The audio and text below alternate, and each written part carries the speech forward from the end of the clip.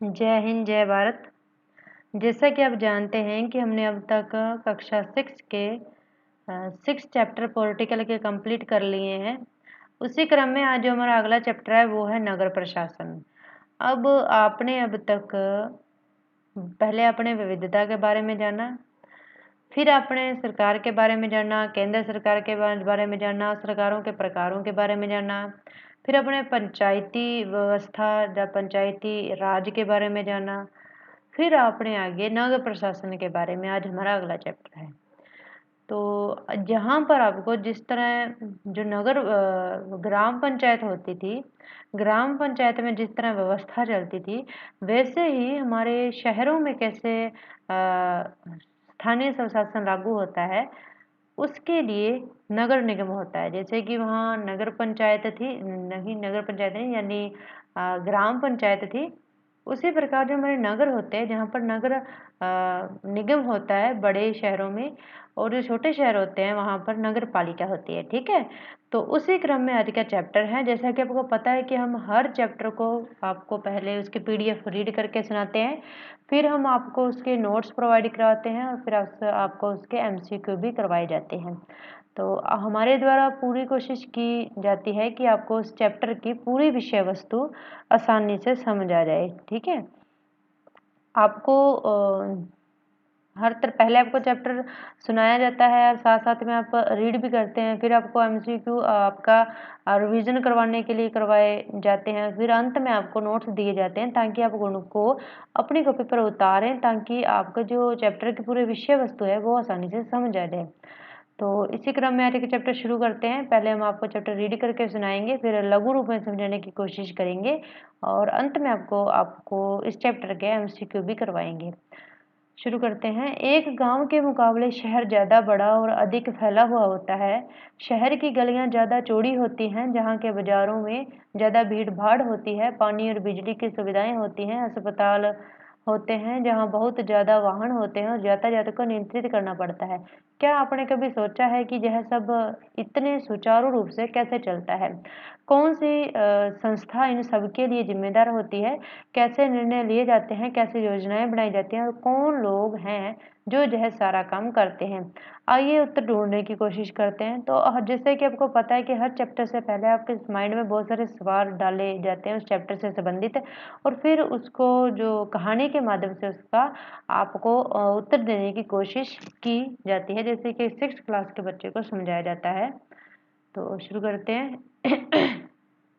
आगे, इतवार की एक अलसाई हुई दोपहर थी जब माला और उसके साथी शंकर, जहांगीर और रेहाना गली में क्रिकेट खेल रहे थे।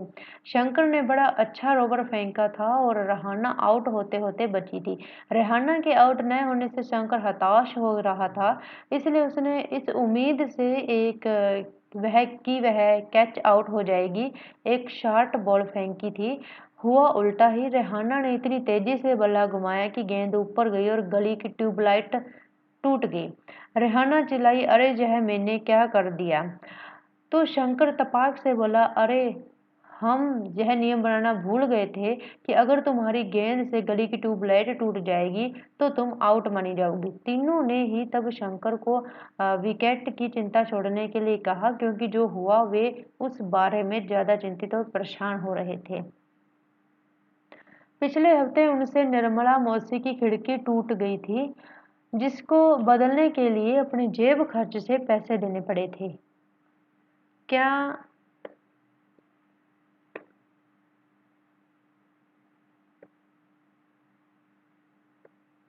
अब दोबारा जेब खर्च में से पैसे देने पड़ेंगे?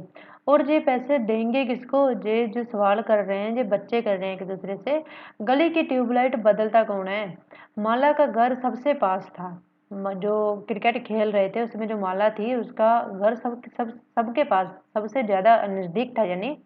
तो चारों भागकर माला के घर गए और उसकी माँ को सब कुछ बता दिया। सारी बात सुनकर माला की माँ ने कहा कि उन्हें इस बारे में कुछ खास तो पता नहीं, बस यही मालूम है कि यह नगर निगम की जिम्मेदारी होती है। उन्होंने सुझाया, यास्मीन खाला से पूछना चाहिए, वे हाल ही में नगर निगम से सेवानिवृत्त हुई हैं। जाओ उससे पूछ लो, और माला तुम जल्दी से घर वापस आना।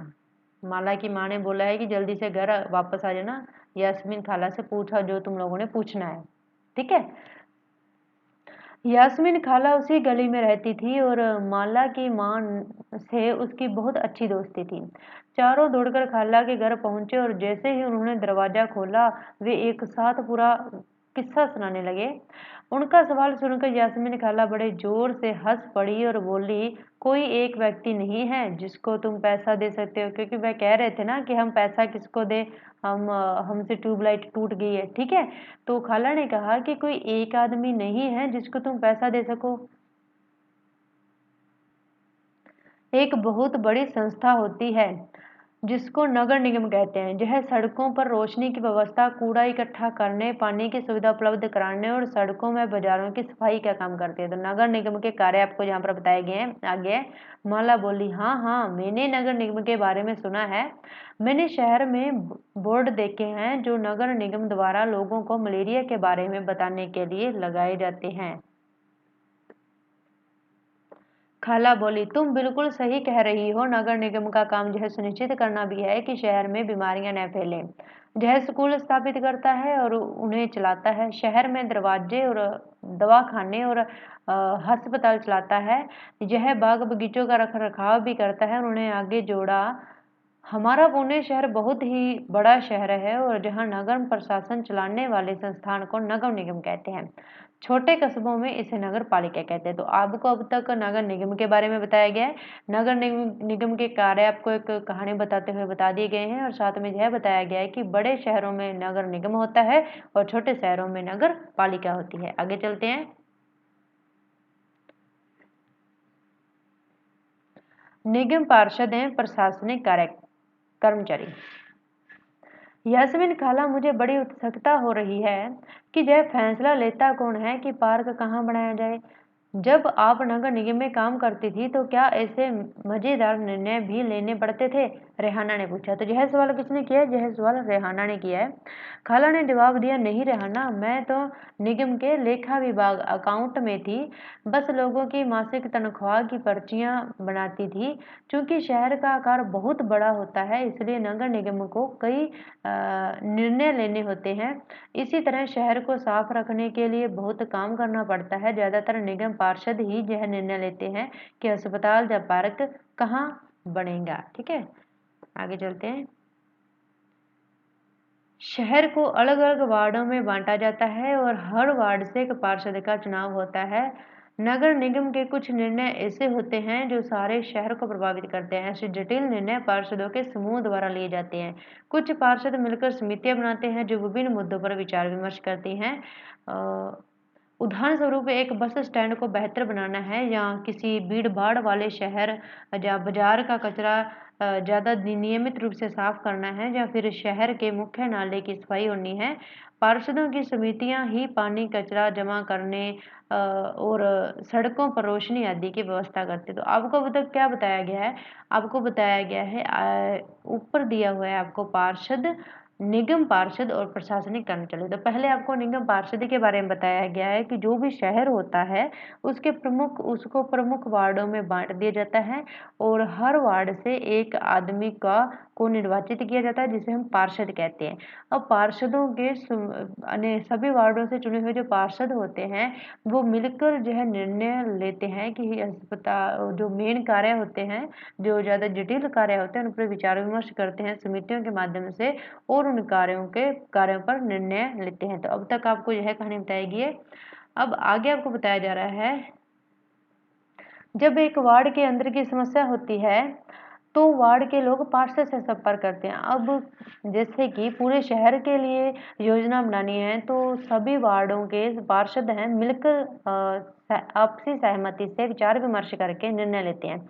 अब जब एक ही वार्ड की समस्या होती है तो उस वार्ड के लोग उस पार्षद से संपर्क करते हैं न कर सकते हैं। उदाहरण के लिए अगर बिजली के खतरनाक तार लटक कर नीचे आ जाएं तो स्थानीय पार्षद बिजली विभाग के अधिकारियों से बात करने में मदद कर सकते हैं। ठीक है। जहां पार्षदों की समितियां एवं पार्षद विभिन्न मुद्दों पर निर्णय लेने का काम करते हैं, वहीं उन्हें लागू करने का काम आयुक्त, कमिश्नर और प्रशासनिक कर्मचारी करते हैं। आयुक्त और प्रशासनिक कर्मचारियों की सरकार द्वारा नियुक्ति की जाती है, जबकि पार्षद निर्वाचित होते हैं। तो आपको जहाँ बताया गया है कि जो नगर पार्षद होते हैं, वो तो सभी वार्डों से निर्वाचित होते हैं, यानी चुने हुए होते हैं। लेकिन जो वहाँ के प्रशासनिक कर्मचारी होते हैं, आयुक्त और प्रशासनिक कर्मचारी, वो सभी सरकार के द्वारा नियुक्त होते हैं, यानी उनकी नियुक्ति होती है, ठीक है? और सभी शहर के बारे में जो महत्वपूर्ण निर्णय हैं, वो कौन लेते हैं? वो तो सभी पार्षद मिलकर समितियों के माध्यम से लेते हैं। लेकिन उन निर्णयों को लागू कौन करता है? उन्हें क्रियान्वित कौन करता है? तो वो आयुक्त और यानी कमिश्नर और प्रशासनिक कर्मचारी करते हैं, ठीक है? जबकि पार्षद निर्वाचित होते हैं, जो आपको जहाँ तक बताया गया आगे है। तो नगर निगम में ये निर्णय लिए कैसे जाते हैं? रहाना ने पूछा। अब रहाना वह में कभी सोचना बंद ही नहीं करती, ठीक है? रहाना बहुत जिज्ञासु है, उसने फटाफट सवाल कर रही है कि तो नगर निगम में ये निर्णय कैसे लिए जाते हैं? तो अब आपको बताया जाएगा कि नगर निगम में निर्णय कैसे लिए जाते हैं। बच्चों के सवालों से खुश होते हुए यास्मीन खाला ने जवाब दिया, सारे वार्डों के पार्षद मिलते हैं और सबकी सम्मिलित राय से एक बजट बनाया जाता है। उसी बजट के अनुसार पैसा खर्च किया जाता है। पार्षद जो है प्रयास करते हैं कि उनके वार्ड की विशिष्ट जरूरतें पार्षद के सामने रखी जा सके। अब पूरे शहर के अलग अलग वार्डों से अलग अलग पार्षद चुने जाते हैं, तो जब सभी आपस में मिलते हैं और बजट तैयार करते हैं, तो सभी पार्षद क्या होते हैं, अपने अपने वार्ड के लोगों की समस्याओं को सामने रखते हैं और उनके लिए बजट के लिए मांग करते हैं, ठीक है? और अपने क्षेत्र विशेष के में जो प्रमुख समस्या है उनके निदान के लिए भी मांग करते हैं, ठीक है? तो क्या होता है भी, जब सभी वो विशिष्ट ज़रूरतें परिषद के सामने रखी रखी जाती है सभी पार्षदों के द्वारा, फिर जो निर्णय प्रशासनिक कर्मचारियों द्वारा क्रियान्वित किए जाते हैं। और फिर क्या होता है भी, वो बजट तैयार करते हैं और पैसे का अलग अलग क्षेत्रों में अलग अलग समस्याओं के लिए वितरण के लिए सिफारिश करते हैं वो लोग। और अंत में जो हमारे कर्मचारी होते हैं, प्रशासनिक कर्मचारी, वो जब वो निर्णय ले लेते हैं आपस में मिलते और सहमति करके, तो उन निर्णयों को जो क्रियान्वित करते हैं वो हमारे प्रशासनिक कर्मचारी करते हैं, ठीक है? खाला बड़ी खुश थी, क्योंकि किसी बड़े व्यक्ति ने आज तक उनके काम के बारे में पूछा नहीं था। बच्चों के सवालों ने उसे अपने अनुभव बांटने का एक मौका दिया था। शंकर ने बड़ी उत्सुकता से पूछा, अपना शहर तो इतना बड़ा है, इसकी देखभाल के लिए बहुत लोगों की जरूरत पड़ती होगी। खाला, तब तो नगर निगम में ढेर सारे लोग काम करते होंगे, ठीक है? अब एक सवाल और है अभी शंकर का, ठीक है? वह अब तक क्रिकेट के मैच और अपने अधूरे ओवर की बात बिल्कुल ही भूल चुके थे, ठीक है? जैसे कि बच्चों का माइंड सेट होता है। दरअसल शहर में काम को अलग अलग विभागों में बांट देते हैं। अब आपको बताया जा रहा है, शंकर का सवाल है कि इतने सारे काम होते हैं, वो इन कामों को संभालते कैसे हैं? तो अब खाला इसका जवाब दे रही। पहले तो रेहाना ने सवाल पूछा था कि निर्णय लेते कैसे हैं, तो उसके बारे में आपको बताया गया कि पार्षद वो मिलकर निर्णय कैसे लेते हैं। फिर शंकर ने सवाल पूछा है कि इतने बड़े शहर को संभालते कैसे हैं, तो इसके बारे में खाला बता रही है, दरअसल शहर में काम को अलग अलग विभागों में बांट देते हैं। जैसे जल विभाग होता है, कचरा जमा करने वाला विभाग होता है, उद्यानों की देखभाल का विभाग होता है, सड़क व्यवस्था का विभाग इत्यादि, ठीक है? खाला बता रही है, मैं नगर निगम के सफाई विभाग में थी, उसी के लेखा विभाग में हिसाब किताब का काम करती थी। खाला बड़े इत्मीनान से बात कर रही थी। फिर बच्चों के खाने के लिए रसोई में से कबाब लाने चल पड़ी।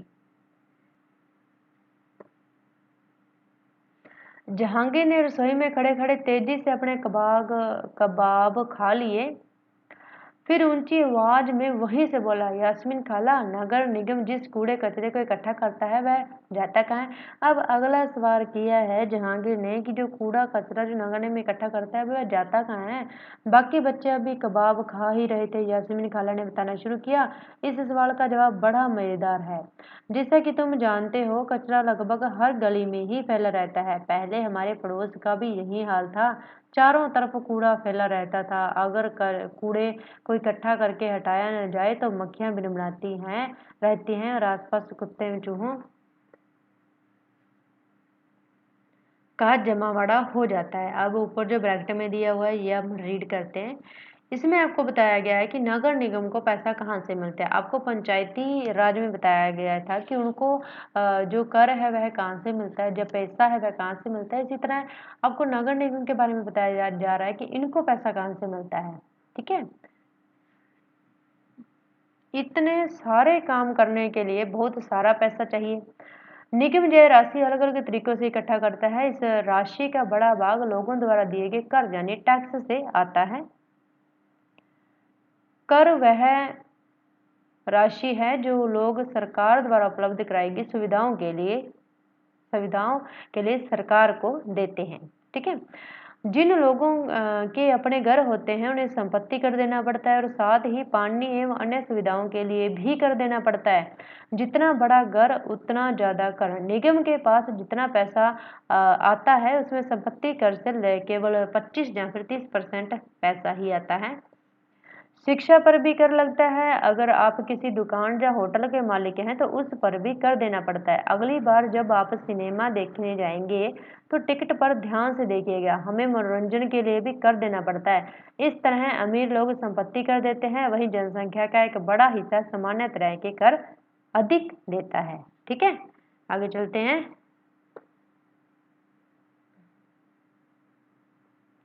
अब आपको यहाँ तक बता दिया गया कि जो नगर निगम है इनको पैसा कहाँ से मिला। जो जो जो बजट बनाते हैं उनके लिए इनको पैसा कहाँ से मिलता है, तो इनको पैसा करों के द्वारा मिलता है। ठीक है, तो कर सरकार द्वारा उपलब्ध कराएगी, हर वस्तु पर लगता है।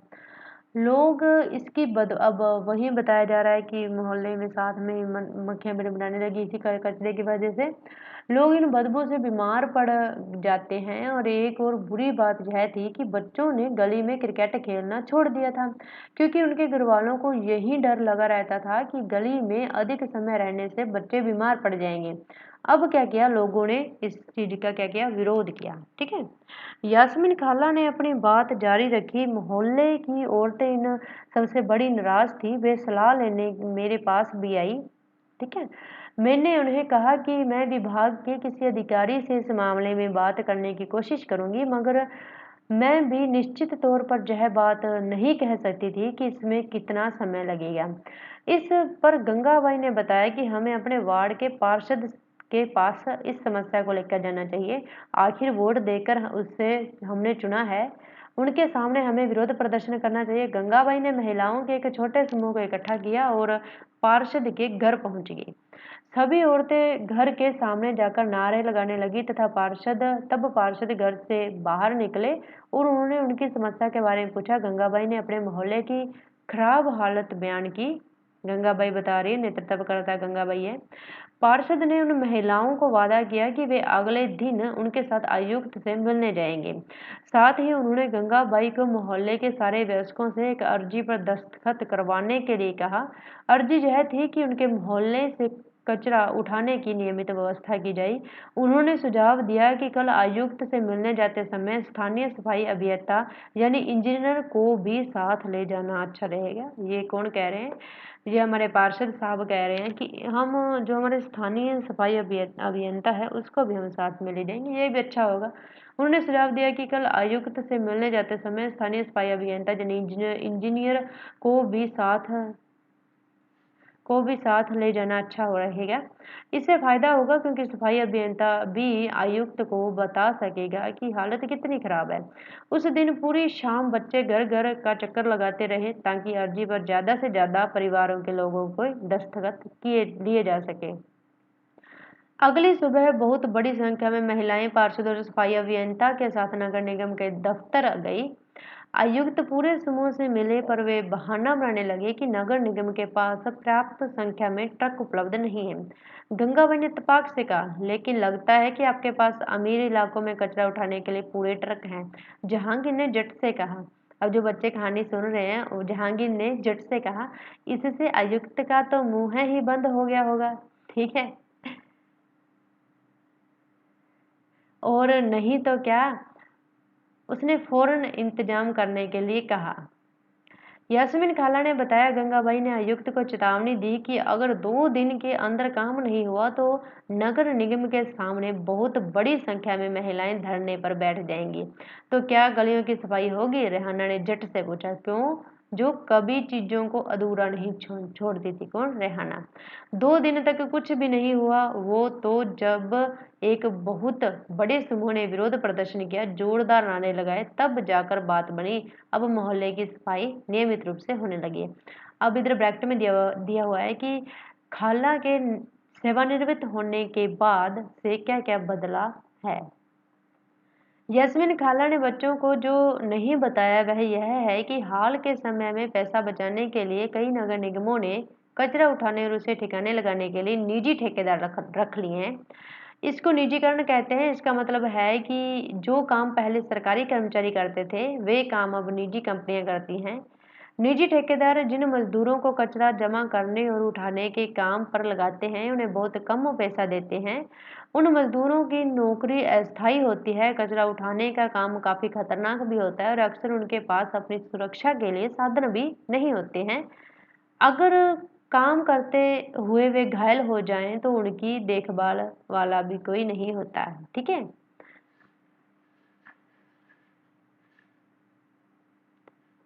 आगे है। यह तो बिल्कुल बम्बईया सिनेमा की तरह सुखद अंत हुआ, माला ने कहा। वह अपने आप को नेतृत्व करने वाली गंगाबाई की भूमिका में देखने का सपना देख रही थी। सभी बच्चों को गंगाबाई की कहानी सुनकर बहुत मजा आया। उन्हें इसका आभास तो था कि मोहल्ले में गंगाबाई की खासी इज्जत थी और लोग इन्हें बहुत मानते थे, मगर उसका कारण उन्हें अब समझ में आया था। बच्चों ने खाला का शुक्रिया अदा किया और जाने के लिए उठ खड़े हुए। जाते जाते रेहाना ने कहा, खाला बस एक आखिरी सवाल और है। घर पर अभी जो 2 कूड़ेदान हैं वो भी क्या गंगाबाई का सुझाव था? खाला हंसने लगी, बोली, अरे नहीं नहीं, यह तो नगर निगम ने ही सुझाव दिया था कि हम खाने पीने और गलने वाली जो चीजों को एक कूड़ेदान में डालें और प्लास्टिक, कांच जैसी न गलने वाली चीजों को दूसरे कूड़ेदान में डालें। जब हम अपने कचरे की छटाई कर देते हैं तो निगम वालों का काम थोड़ा आसान हो जाता है। बच्चों ने इतने सारे सवालों का जवाब देने के लिए खाला का फिर से शुक्रिया अदा किया और टहलते हुए गली की तरफ चल पड़े। बहुत देर हो चुकी थी और उन्हें जल्दी से जल्दी घर पहुंचना था। आज हमेशा के मुकाबले गली में अंधेरा थोड़ा ज्यादा था। उन्होंने ऊपर देखा, फिर मुस्कुराते हुए एक दूसरे को देखा और वापस खाला के घर की तरफ दौड़ पड़े। तो इसी के साथ आज की हमारी जो है कहानी जो है, जिसमें आपको नगर निगम के बारे में बहुत विस्तार से समझाने की, एक स्टोरी के रूप में समझाने की कोशिश की, खत्म होती है। आगे एक किस्सा है। अभी 1994 में क्या हुआ था, 1994 में सूरत शहर में भयंकर प्लेग फैला था। सूरत भारत के सबसे गंदे शहरों में से एक था। लोग घरों का और होटलों का भी कूड़ा कचरा पास की नाली में या सड़क पर ही फेंक देते थे। इससे सफाई कर्मचारियों को कूड़ा कचरा उठाने तथा उसे ठिकाने लगाने में काफी मुश्किल होती थी। ऊपर से नगर निगम अपना काम नियमित रूप से नहीं कर रही थी, जिससे स्थिति और भी बदतर हो गई थी। प्लेग हवा के जरिए फैलता है। जिन लोगों को प्लेग हो जाए उन्हें दूसरों से अलग रहना पड़ता है। सूरत में उस साल बहुत से लोगों ने अपनी जान गंवाई। करीब 3 लाख से अधिक लोगों को शहर छोड़ना पड़ा। प्लेग के डर से यह अनिवार्य कर दिया गया कि नगर निगम मुस्तैदी से काम करे। सारे शहर की अच्छी तरह से सफाई हुई। आज की तारीख में चंडीगढ़ के बाद भारत के सबसे साफ शहरों में दूसरा स्थान सूरत का है। तो आपको चीज बताई गई है कि 1994 में भारत के सूरत में बहुत भयंकर प्लेग भी फैला था।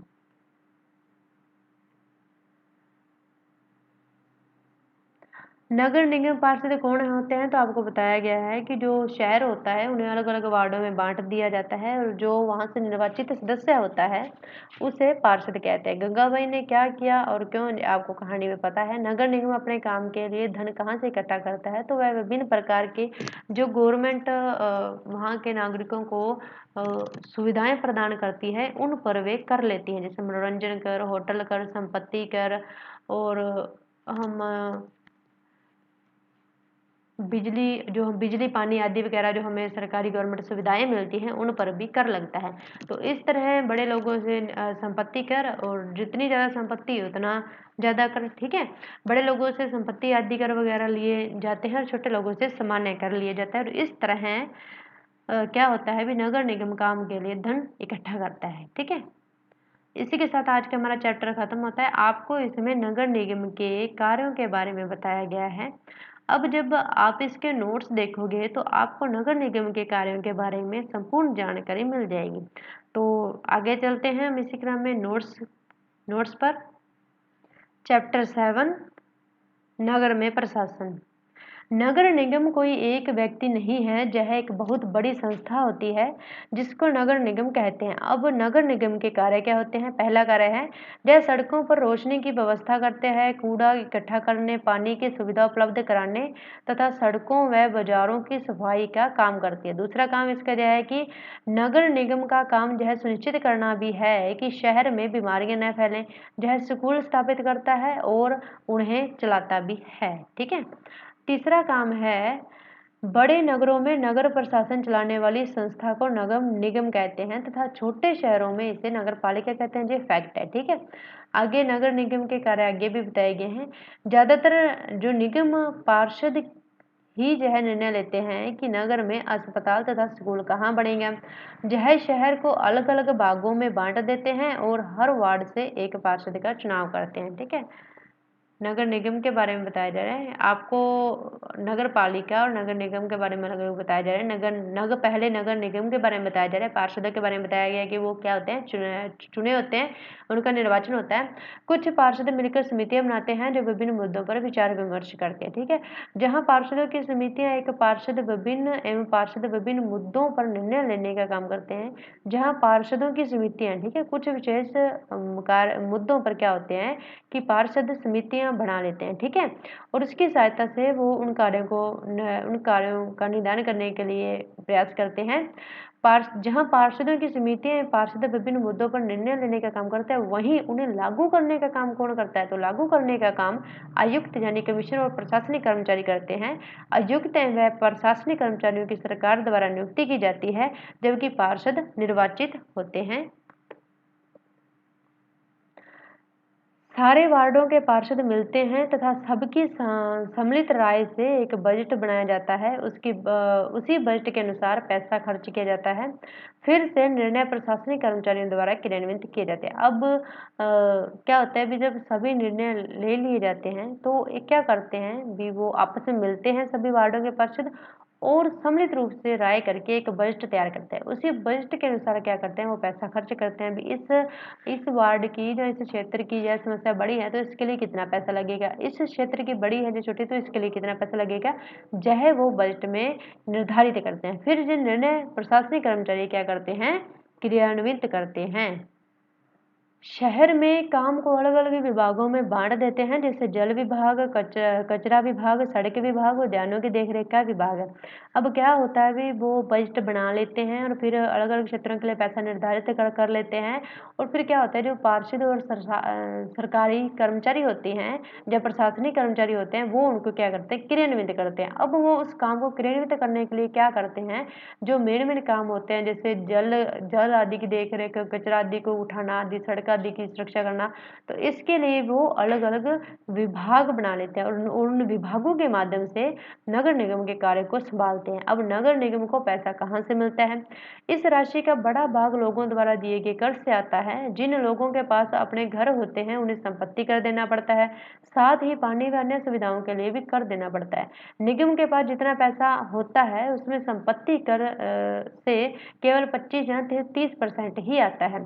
शिक्षा पर भी कर लगता है। इसके अलावा होटल के मालिक, दुकानदार को भी कर देना पड़ता है। होटल के मालिक और दुकानदार को भी क्या देना पड़ता है, कर देना पड़ता है। ठीक है। मनोरंजन के लिए भी क्या लगता है, मनोरंजन के लिए भी कर देना पड़ता है। आगे है 1994 में सूरत शहर में भयंकर प्लेग की बीमारी फैली थी। लगभग बहुत सारे लोगों को शहर छोड़ना पड़ा था। तो जो ब्रैकेट में जो चीज पीडीएफ में बताई गई थी वो मैंने आपको जहाँ शॉर्टकटों में समझाई है। अब इन नोट्स के माध्यम से आपको नगर निगम के बारे में संक्षिप्त फैक्ट के रूप में जानकारी दी गई है। आप इन्हें अपनी कॉपी पर उतार सकते हैं ताकि आपको इस चैप्टर की विषय वस्तु आसानी से समझ आ जाए। कोई भी 6 क्लास छोटी है या 6 क्लास का क्या करना है ऐसा नहीं है। छोटी से लेकर बड़ी चीज़ आपको बहुत विस्तार से समझते हुए चलना है ताकि जब आप बड़े लेवल पर पहुंचो तो वो चीज़ भी आपको बहुत अच्छे से समझ आ सके। अब एम लक्ष्मीकांत में ऐसा कुछ ही समझाया हुआ है जैसे जहाँ नगर निगम के बारे में समझाया हुआ है, पार्षद के बारे में समझाया गया है। ठीक है। ऐसा वहाँ कुछ डिटेल से नहीं समझाया गया, वहाँ आपको सीधा दिया गया है और उसको आपने समझना है। ठीक है। तो इसके लिए आपका पहले आधार तो बेस तो मजबूत होना चाहिए ना। अब बेस तो आपका 6 to 12 ही का पूरा होगा। ठीक है? अब जहाँ पर आपको स्थानीय स्वशासन के बारे में बहुत अच्छे से समझाया गया है, सरकारों के प्रकारों के बारे में, ठीक है? बहुत ही छोटे लेवल से मतलब आपको उठाकर एक बड़े स्टैंडर्ड तक पहुँचाने की कोशिश यदि आप है, तो उसके लिए आपको 6 टू 12 पहले करना ही पड़ेगा। भले ही वो 6th क्लास की पॉलिटिकल हो, भले ही वो कुछ भी हो, तो आपको जो है करनी ही पड़ेगी, जिससे कि आपकी समझ हर क्षेत्र या हर फैक्ट, स्टोरी आदि के बारे में विकसित हो सके। तो आशा है आपको आज का चैप्टर समझ आया है। इसी क्रम में आज का हमारा चैप्टर खत्म होता है। जय हिंद, जय भारत।